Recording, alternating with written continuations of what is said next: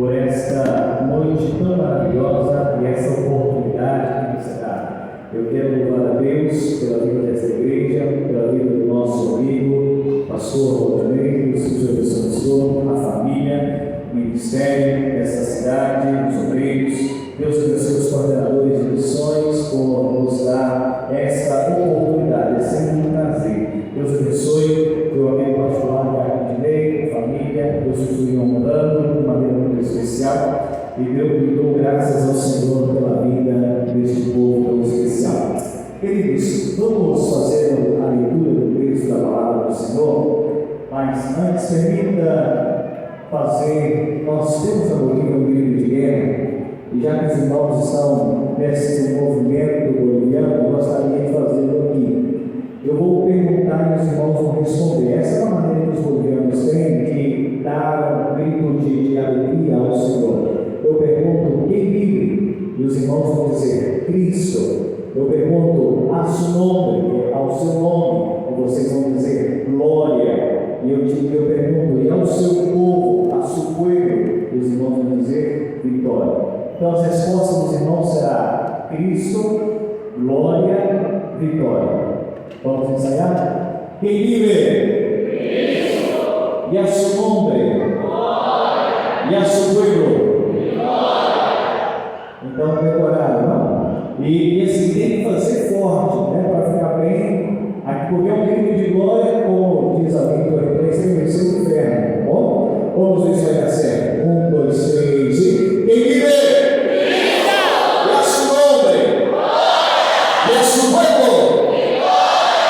Amém, glória a Deus. De novo, que a hora que vem vai gravar. Amém? 1, 2, 3 e. Quem vive? Cristo. E a seu nome? E a seu povo? Aleluia! Glória a Deus. Aleluia.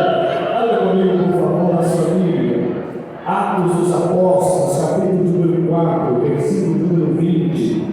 Enquanto você procura, eu quero entregar aqui ao senhor pastor Rodrigo uma recordação da Bolívia, no Novo Testamento, com Salmos e Provérbios, para o senhor aprimorar o espanhol e entregar para nós na Bolívia. Tá bom? Tira uma foto aqui, por favor. Então, aproveita e pega a linha de água, eu tenho um para o senhor também. Graças a Deus pelo companheirismo e amizade, então, a presença do senhor, para ir.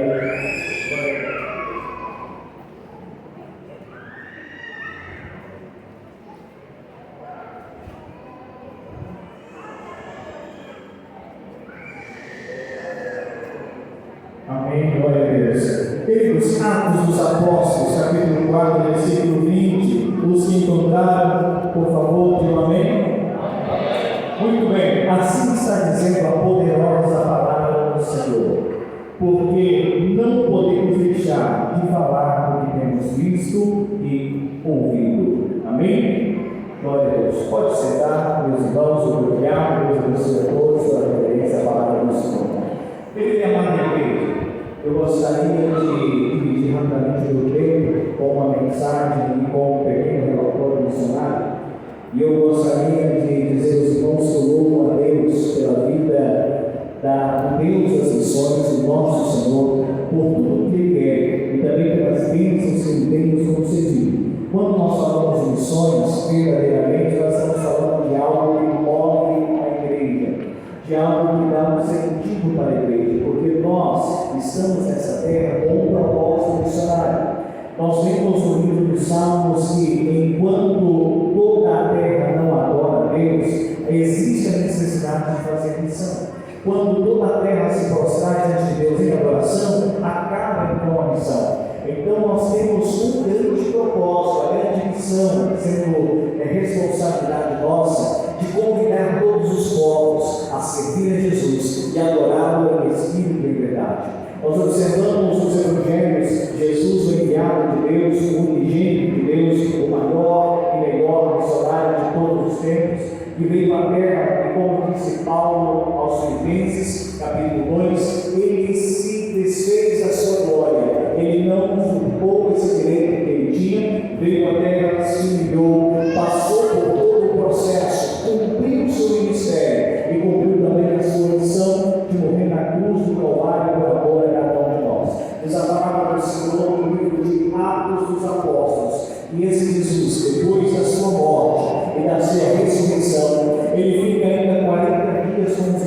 Jesus dando as últimas instruções para os seus discípulos. E no capítulo número 1, nós observamos que Jesus está dando as informações finais para os seus discípulos e ele agora vai subir aos céus. Vai dizer a palavra que antes de subir aos céus, ele foi perguntado quando se levaria, quando se daria a restauração de Israel, quando que Deus destruiria o império que estava dominando e afligindo Israel e daria paz à nação. Jesus vai dizer que a eles não era necessário saber daquilo naquele momento, e Deus e Jesus vai dar uma informação muito mais preciosa, dizendo: vocês receberão poder quando vier sobre vós o Espírito Santo, e vocês serão as minhas testemunhas em Jerusalém, Judéia, Samaria e até os confins da terra. Então, em Atos capítulo número 1, nós temos uma promessa da parte de Jesus. A promessa é que os seus discípulos seriam revestidos de poder. Diz a palavra que eles receberam a ordem de ficar em Jerusalém, até ser revestidos de poder. Então, obedece. E no capítulo número 2 de Atos, nós temos o cumprimento da promessa, porque diz a palavra do Senhor que, cumprindo o dia de Pentecostes, eles estavam reunidos, e diz a palavra que veio o Espírito Santo sobre eles. Então, aqui temos o cumprimento da promessa que foi feita no capítulo número 1. Agora, esses discípulos já não estavam mais com medo, eles já não estavam mais ansiosos, já não estavam mais preocupados com a situação política e governamental. Agora eles estavam tão cheios do Espírito Santo que eles começaram a falar em outras línguas, de acordo com o Espírito Santo dava a oportunidade para que falassem, e agora a visão deles foram aberta, e eles começaram a compreender que mais importante é anunciar sobre aquele que tem poder na terra, no céu e também embaixo da terra. Então, no capítulo 2, nós temos o cumprimento dessa promessa. Pedro se levanta, começa agora a anunciar sobre as virtudes do nosso Deus, e diz a palavra que pessoas começam a aceitar Jesus como o único e suficiente Salvador. No capítulo número 3, nós temos agora a igreja cumprindo o seu papel de ser uma igreja missionária. Diz a palavra que, mesmo sendo cheios do Espírito Santo, eles não deixaram o costume, o bom costume de orar. Então, no capítulo 3, vemos Pedro e João indo para o templo orar, mas na porta do templo, chamada Formosa, havia um homem que era deficiente físico desde o seu nascimento. Todas as manhãs, alguém colocava ele naquela porta para que ele pudesse pedir esmolas, e no final do dia, seguramente alguém o levava para a sua casa. E naquele dia, Pedro e João estavam indo para o templo. Quando passam pela porta, o homem então pede a eles uma oferta, uma esmola, alguma coisa. Conhecemos bem a história. Pedro olha para aquele homem e vai dizer: nós não temos prata, não temos ouro, mas o que nós temos, isso nós te damos. Em nome de Jesus Cristo Nazareno, levanta e anda. Amados amigos, irmãos, o texto é claro. Aquele homem ele não vai levantar e andar com dificuldade. Diz a Bíblia que ele se levanta saltando, pulando, glorificando o nome santo do Senhor. E o mais incrível é que aquele homem agora ele não vai para casa contar as boas novas. Ele vai entrar no templo também para adorar a Deus juntamente com Pedro e João. Ele sabe que era um desejo dele desde a infância, porque os deficientes não podiam entrar no templo. Agora não tinha nada de deficiência física que impedia. Então ele entra para adorar a Deus. E todas as pessoas que estavam lá dentro, que seguramente conheciam aquele homem, porque ele ficava todos os dias à porta do templo, então conheciam aquele homem, viram aquele homem glorificando a Deus em perfeito estado físico. Muito bem, isso vai gerar uma certa, entre aspas, confusão, porque diz a palavra no capítulo número 4 que o Sinédrio agora começa a ficar preocupado, porque diz que Pedro e João estavam operando milagres no nome de Jesus, aquele mesmo Jesus que eles haviam matado, que eles haviam crucificado, e que eles não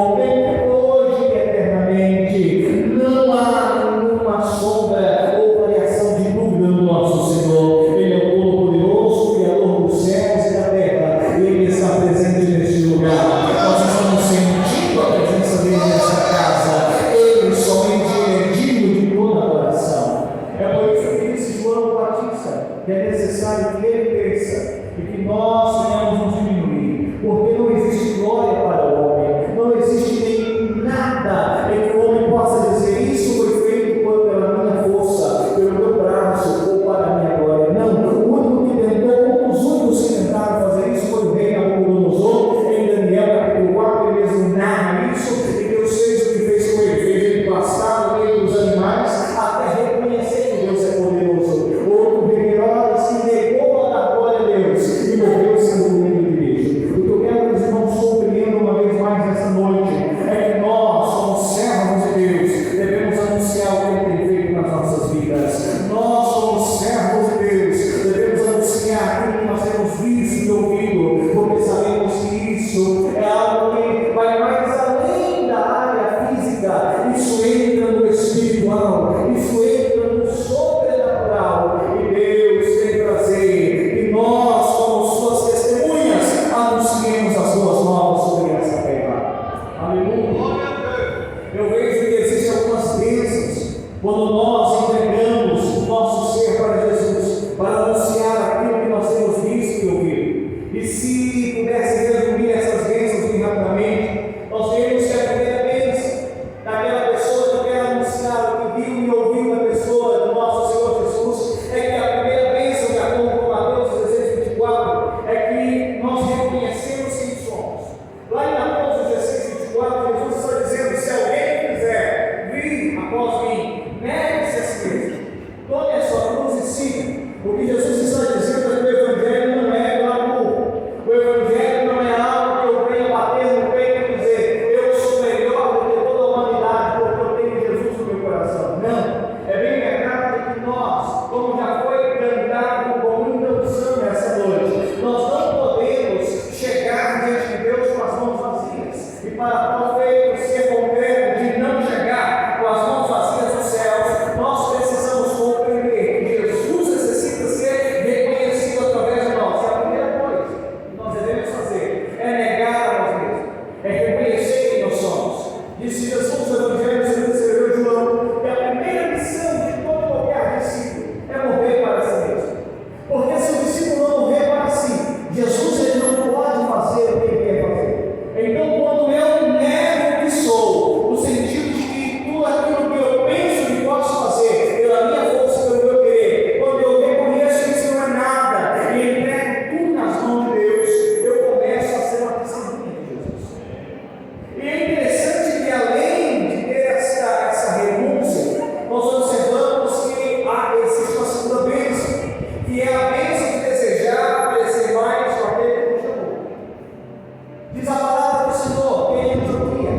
Os discípulos foram chamados pela primeira vez de cristãos. Não porque eles tinham um letreiro ou levavam consigo algo dizendo: chame-me de cristão. Não, senão aquilo que eles estavam fazendo era algo semelhante ao que Cristo fazia. Então as pessoas olhavam para eles e diziam: esses parecem com Cristo, esses são pequenos Cristos, esses são semelhantes ao Senhor, esses são cristãos. Então nós observamos que quando nós colocamos no nosso coração esse desejo de anunciar o que nós vemos e o que nós ouvimos, primeiramente nós compreendemos que devemos negar a nós mesmos, e seguidamente nós devemos parecer mais com Jesus. Por isso que aquele que prega e não vive, ele não pode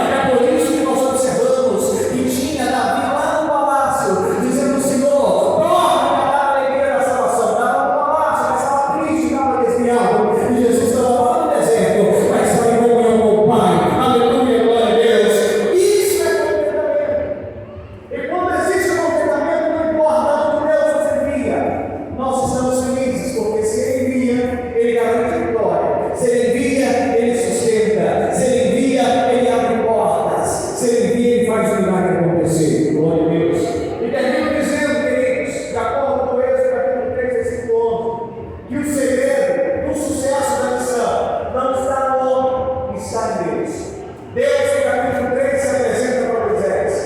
Fala para Moisés. Instrui Moisés, dizendo: Moisés, eu quero te usar, na verdade. Moisés vai dizer: Senhor, eu não posso, eu não sou nada, eu sou gago, eu tenho dificuldade, eu tenho isso, eu tenho outro, tantas desculpas. Mas aí, no versículo 11 do capítulo 3, ouvimos Deus falando que o sucesso da missão não estaria em Moisés, o sucesso da missão estaria em Deus. Aleluia, irmãos. Sabe por que a igreja nunca perdeu nenhuma batalha e nunca vai perder? Porque ela não está vinculada somente a homens, ela não está fundamentada em homens, ela está alicerçada em Cristo. Ele é o alicerce da igreja, não tem outro. Ele é o Senhor das missões, Ele é o dono da seara, é o dono das nossas vidas. É por isso que quando alguém coloca a mão no arado e começa a trabalhar, Jesus diz: eu vou usar isso aí. Mas se essa pessoa olha para trás, desiste, desanima, desvia, a obra não sofre por isso.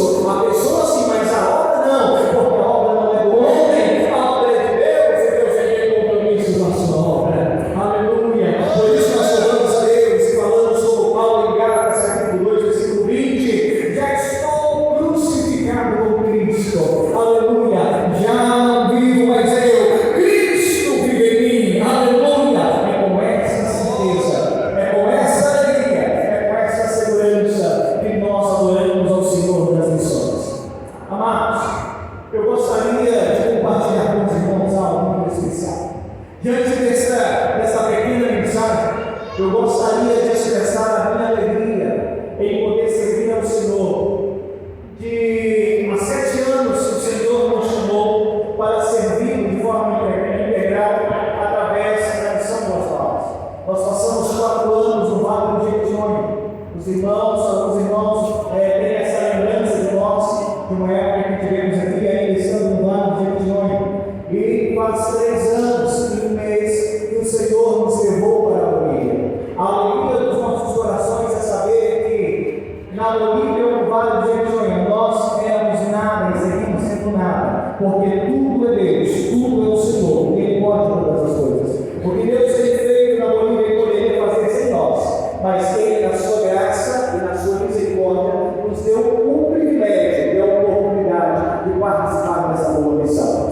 Eu gosto muito de uma frase do pastor Josué Guion, creio que os irmãos conhecem, que fez um trabalho incrível de missões, e ele tem uma frase que diz assim: a igreja que não faz missões, ela pode pintar suas paredes de preto, ela pode escrever no altar em caixa alta, estamos juntos, porque a igreja que não faz missões é uma igreja morta. E é bem verdade que quando nós falamos da obra missionária, nós falamos daquele Deus que nós servimos, o Todo-Poderoso, o único e poderoso Senhor, que tendo o único Filho, fez ele um missionário. Chama a minha atenção também, permita-me expressar isso, a frase da missionária Sofia Muller. Isso realmente me impactou. Sofia Muller foi uma pessoa que dedicou a sua vida, nunca teve namorado, noivo, nunca se casou, ela dedicou toda a sua vida para evangelizar os povos ribeirinhos e tribos indígenas do Amazonas. E diz a história dela que durante o dia, pastor, ela evangelizava, e à noite, quando ela tinha que ir de uma aldeia para outra através de uma embarcação, ela ficava traduzindo partes do Novo Testamento nos dialetos dos povos indígenas que ela estava evangelizando. Então, no final da sua vida, já bem idosa, chega uma equipe de reportagem para poder entrevistar a missionária Sofia Muller. E ele vai fazer uma pergunta para ela, dizendo: irmã Sofia, qual foi o momento da sua vida? Qual foi a palavra profética? Qual foi o chamado? Qual foi a profecia que a senhora recebeu que te fez deixar tudo e entregar sua vida para a missão? A resposta da Sofia Muller foi: eu nunca tive um chamado, eu li uma ordem e obedeci. Aleluia.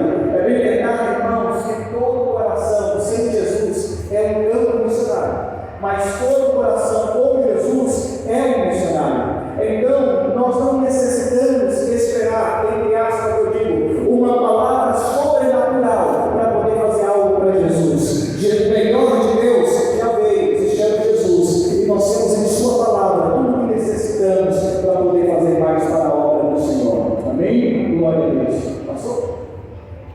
Glória a Deus. Vamos ver. Irmãos, muito bem, pode passar, por favor. Nós queremos